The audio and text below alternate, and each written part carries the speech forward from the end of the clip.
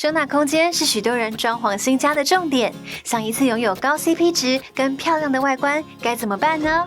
今天蛙家来解答各大系统柜问题，被收纳不够所困扰的你，一起看下去吧。看下去之前，还没订阅的朋友，记得先订阅并开启小铃铛哦。我们先在各大论坛网站上搜集了网友们对系统板材的疑惑，才发现问题超级多。今天邀请到专业的系统板材达人 Sylvia 来解答。嗨，大家好，我是艾菲尔的 Sylvia。首先来问问 Sylvia， 系统柜是使用什么板材？是集成材吗？系统板材它其实不是集成材。以艾菲尔来说，我们使用的系统板，它都是符合欧洲永续森林验证体系的实木。换句话说呢，它就是有符合欧洲造林计划的树木。那像我们板材制造的过程啊，我们是会先将树木把它去皮去枝叶，然后呢把它搅成像我们这边看到这种米粒状的大小。经过3天低温的浸泡，然后1天的冷冻，再来是3天的高温干燥，要这样子的循环做到3次，才能再经过就是我们的检验它的张力，还有强度，甚至是膨胀率，最后才会是我们坊间常听到的 V313的塑合板。那以我们艾菲尔来说，我们的板材都是有符合到台湾 F1 跟 F3 的环保绿建材标章。部分网友提到系统板材会有个味道，那个味道是甲醛吗？坊间说的那个味道，它其实不是甲醛味。系统板它其实不会有味道，我们系统板它的味道都是取决于它的树种。那每一棵不同的树，它本身就会有属于它们自己的味道。如果你是嗅觉比较敏感的人，你可能会觉得家里的板子会有一点点的气味，可是它其实只要经过一段时间的通风，那些味道就会散去了。所以这个也是我们为什么就是都会特别跟消费者强调，你选板材的时候一定要特别去在意说，它今天是10的还是1万的等级，这样才可以有效地避免甲醛的问题。接下来是许多人在装潢期间的选择困难。系统柜、木作柜或是现成家具该怎么选呢？其实像系统柜、木作柜跟现成家具，它们都有各自的优缺点。以现成家具来说，它们就是偏向大量生产，所以它们的价格一定会比前两者来的便宜。可是在，材料的选择或者是样式上面就会比较受到限制。而且如果你是刚好喜欢到实木家具的话，其实这样子的价格也不会比较便宜。那木作家具有什么特点呢？以木作柜体来说的话，我们大部分使用的材料就会是像我们现在看到的甲板跟木芯板居多。那因为它们的造型变化可以很大，像是圆弧啊，或是波浪形状。可是相对的，就是你的设计越复杂，施工越繁琐，这些都会反映在我们的价格，甚至是施工期间上面。因为木作柜它不像我们系统柜可以在工厂做加工，所以在现场的时候，他们面试材都会有需要额外的上漆或者是贴皮的动作。这样子的动作都会使整个空间提升它的甲醛问题。最常与木作柜体拿来比较的系统柜有什么特点呢？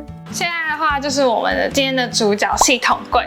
其实系统柜的话呢，我们现在就有提供很多种的花色，像是木纹的石纹的，甚至是染料素面的都有。那我们就是可以提供多样的花色，可以让业主去做灵活的搭配。那我们最大的好处就是因为我们的板材都是在工厂加工，那它都会是平板到泥府上帮你做组装，所以在施工的过程都会比其他来得快，甚至是整个施工的环境粉尘量也会少了很多。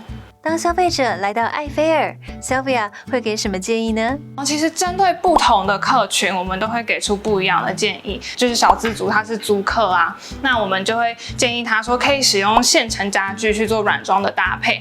那如果说你今天在预算上有一点限制的话，你当然可以考虑系统柜，因为它是可以完全客制化的。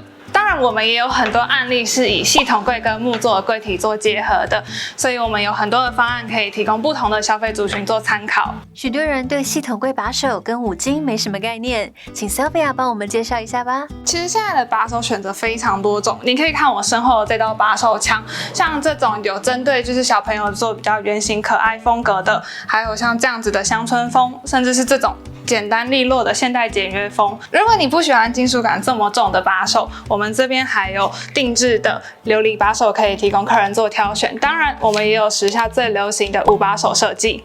系统柜最强大的就是五金搭配了，不过琳琅满目的五金该如何选择呢？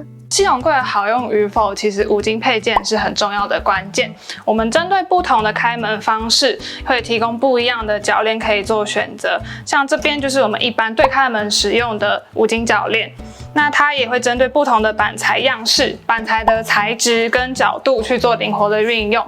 那当然，我们这边也有看到上掀柜体的部分，它这样子是可以搭配这种撑杆下去做使用。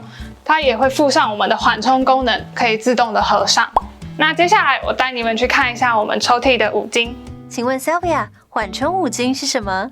以缓冲五金来说的话，现在已经是我们系统柜的标准配备。这边我们有2种缓冲五金，第一种的话就是我们现在看到的坐式缓冲，它会藏在我们的柜子底端。它的好处就是它今天的载重性会比较高。另外一种的话，我们会推荐 CP 值比较高的侧式缓冲。这边可以看到，就是它会是锁在柜子的两端。可是实际上我们在不同的空间要运用到哪一种五金配件，会建议我们还是要详细的跟设计师讨论。白蚁是许多人的噩梦，难道系统柜会滋生白蚁吗？其实系统板材本身它是不会有白蚁的，因为我们在出厂前就已经经过了浸泡、冷冻、干燥，甚至是280度的高温。它在制作过程中就已经把所有的白蚁啊、虫卵的这个问题一并解决。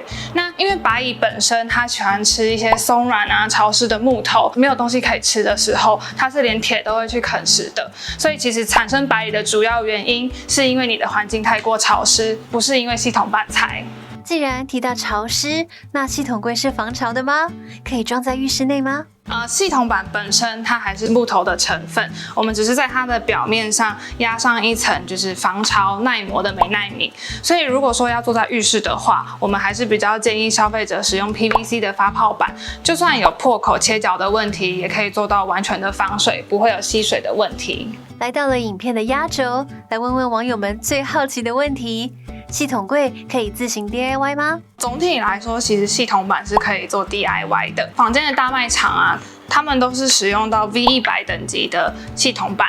那因为这样子的板材，它的密度比较低，相对来说也比较轻薄，所以是可以做到在家 DIY 的。可是如果说你像我们使用的板材，就是用到 V313等级的，它的厚度就会比较厚，密度比较高，相对的来说就是在组装上都会比较困难，所以我们就会建议一般的消费者还是要找专业的师傅来帮你做组装。那假设今天要搬家了，系统柜可以拆下来带走吗？系统柜它的好处就是它可以做到无数次的拆解，它不像是我们木做的柜体会是在家里定死的。像我身后这套厨具就是有新旧柜体去做结合的，所以在搬家的时候，如果你原本的柜体有遇到尺寸不合的问题，我们都是可以送回去工厂去做调整修改的。今天介绍了这么多系统柜的部分，不知道大家还有没有什么其他的问题？如果有的话，都可以在底下留言告诉我哦。那我们下次见，拜拜。如果你喜欢今天的分享，欢迎点击下方超级感谢，用行动支持我们做更多实用的影片。任何疑难杂症，欢迎留言或私讯。追踪 IG 看秘籍，加入社团，还有各种达人帮你。最后记得按赞、订阅并开启小铃铛，锁定蛙家每周3更新，带给你一则让生活更美好的优质内容哦。